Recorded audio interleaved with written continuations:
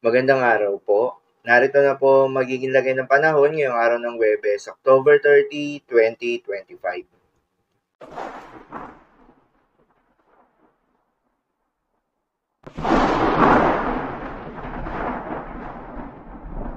Sa kasalukuyan na tayo sa pag-asa, Intertropical Convergence Zone o ITCZ o yung banggaan ng hangin mula Northern at Southern Hemisphere ang patuloy na nakakaapekto sa may Southern Luzon, Visayas at Mindanao.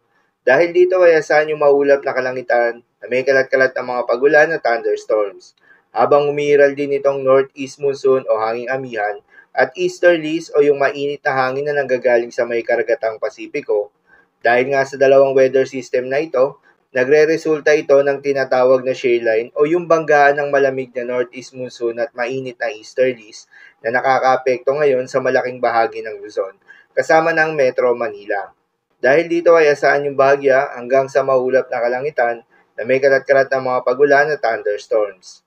Samantala, may panibagong low pressure area na nabuo kaninang alas 2 ng madaling araw sa labas ng Philippine Area of Responsibility. Base naman sa datos ng pag-asa ay mababa pa naman yung tsansa nito o nasa low chance pa na maging isang ganap na bagyo within the next 24 hours. Huli nga itong namataan sa lahing 2,025 kilometers east ng Southern Mindanao. Ang nasabing low pressure area ay posibleng pumasok ng Philippine Area of Responsibility sa araw ng Linggo o Lunes. Dalawang senaryo ang nakikita dito. Una ay inaasahan ng mabagal na pagkilos nito o almost stationary sa may Philippine Sea at inaasahan na magla-landfall sa may Northern Luzon. Ikalawa, inaasahan naman ng mabilis na pagkilos nito at posibleng mag-landfall ito sa may Eastern Visayas. Anumang senaryo ang mangyari, maging handa at alerto tayo.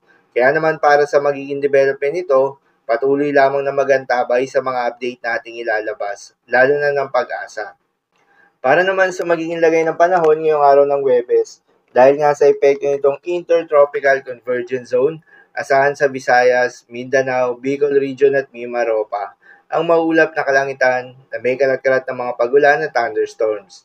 Posible ang mga pagbaha o pagguho ng lupa, due to moderate to at times heavy rains. Habang sa Batanes, Cagayan, Apayao at Ilocos Norte, ay asahan naman yung maulap na kalangitan na may kasamang mga pagulan na dulot ng northeast monsoon. Posible rin ang mga pagbaha o pagguho ng lupa, due to moderate to at times heavy rains. Habang sa Metro Manila, Calabarzon, Aurora at Isabela, ay asahan naman yung maulap na kalangitan na may kalat-kalat ng mga pagulan at isolated thunderstorms. Dulot naman yan ng shear line. Posible rin ang mga pagbaha o pagguho ng lupa, due to moderate to at times heavy rains. Habang sa nalalabing bahagi pa ng Luzon ay asahan naman yung bahagya maulap hanggang sa maulap na kalangitan na may kalat-kalat ng mga pagulan at thunderstorms na dulot ng easterlies. Posible rin ang mga pagbaha o pagguho ng lupa during severe thunderstorms. Madalas, nabobo ang mga thunderstorms na ito tuwing hapon o gabi na nagtatagal ng 1 hanggang 2 oras.